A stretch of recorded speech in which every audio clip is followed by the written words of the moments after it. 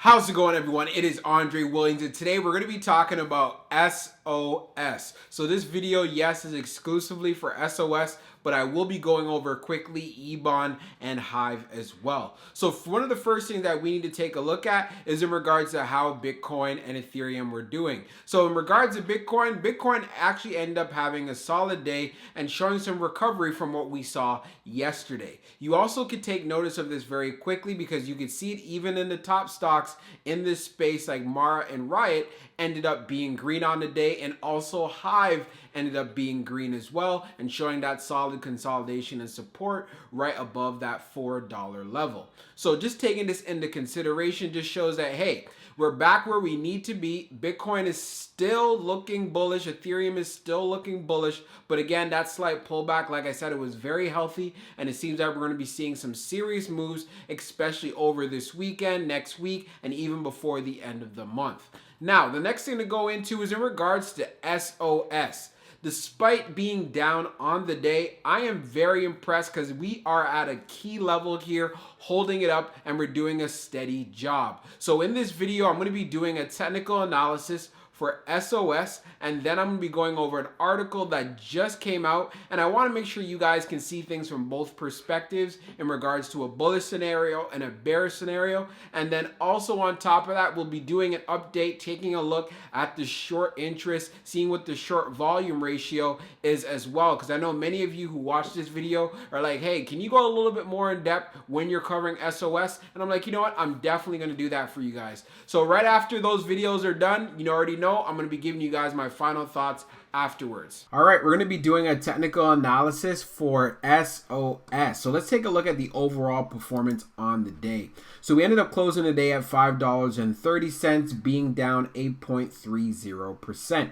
And if we take a look at what the low of the day was, it was here at $5.07. Ended up seeing a high of the day at $5.49. So we're going to be taking a look what's going down. So of course, first thing in the morning, we had that morning dip, and that's where we ended up testing that low of the day. But one thing that I love seeing, that we literally bounced right off the 200 day. As you can see here, we came very close to touching it, but hey, we were able to bounce and show some support here right at this $5.10 area. And then we take a look as we progressed on, we saw that we had some solid support here also at $5.20 and also here at $5.30. And if we take a look at what's going on in after hours, it's definitely holding down $5.36 fairly well. If we take a look at the 21-day EMA, it's set at $5.34. So if it finishes above that, then we can definitely look forward to seeing some bullish movements going into tomorrow and also potentially seeing a gap up. So being aware of that is something that we need to know here. But one thing that we do see, it's doing a great job bouncing off the 200.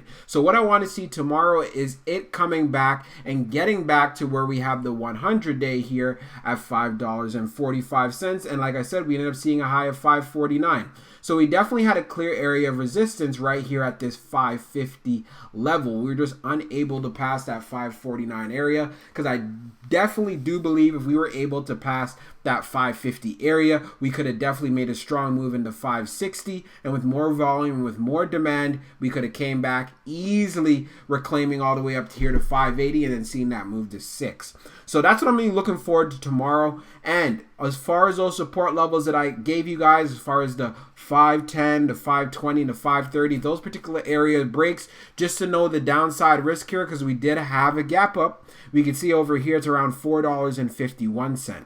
So again, this gap does need to be filled, but we end up falling through the support right here at this 510 area. That's something to be aware of, but I would definitely look forward to seeing how well 5 holds up before it even has that downside risk there. But just something to know and something to be aware of. But I do see it bouncing back if this ended up being the case anyways, because like I said, there's a lot of volume and there's a lot of demand behind this stock. So that's what I'm going to be looking for. Get past those resistance areas, get past the 550 area, and then we'll see what it's looking like. We already know what the support areas are, and then from what I'm looking at from my indicators, once it starts looking bullish, it's able to actually be above all three of these indicators here, and we can see some strong moves to the upside. So we're now on Marketbeat.com. We're going to be taking a look at the SOS short interest ratio and short volume. So if we take a look at the current short volume, we have 14.1 million shares, right? That's a current short volume, but the previous short volume was at 9.6 million shares. So we definitely see an increase here, and it's something that we need to realize and understand.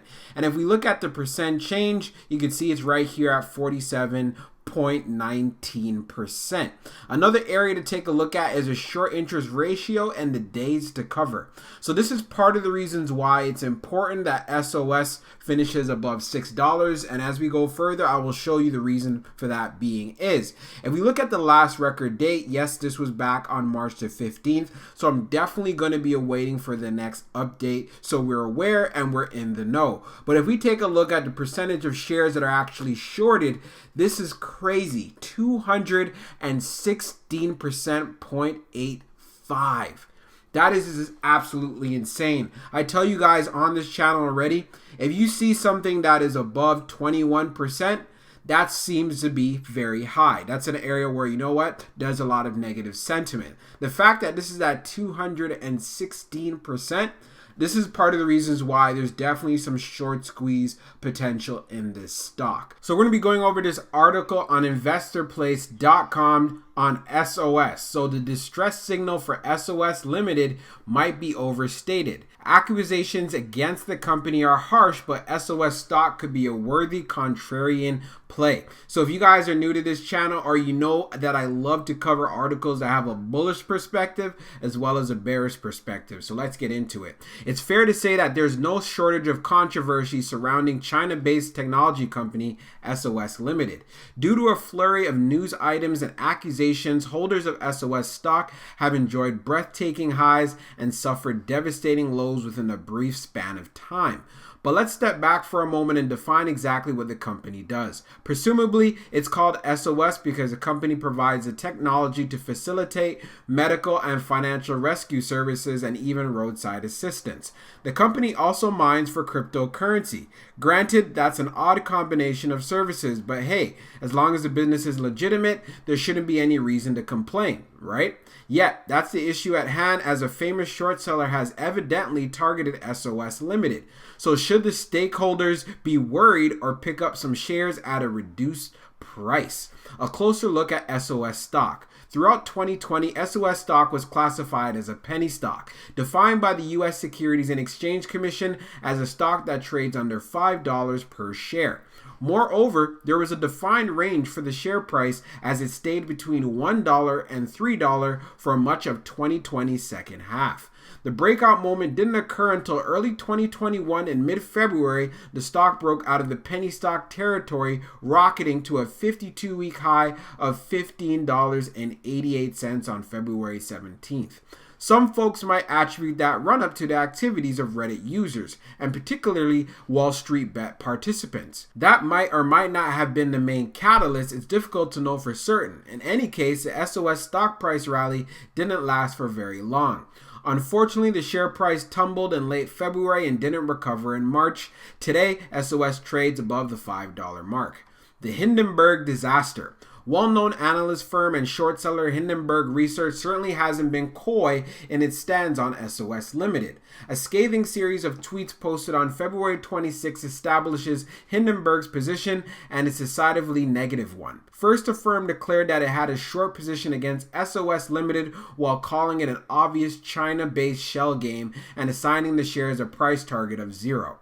Next, Hindenburg asserted that SOS Limited's principal office and headquarters doesn't appear to exist. Moreover, Hindenburg evidently visited the address listed in the company's SEC filings and found it was a hotel. The short seller also offered a more general criticism, tweeting that stocks tied to blockchain have been on the run lately, swept up in the euphoria of Bitcoin breaking all-time highs. It seems that Hindenburg wasn't the only institutional level bear here. Reportedly, Culper Research had a short position against SOS Limited at around the same time that Hindenburg did.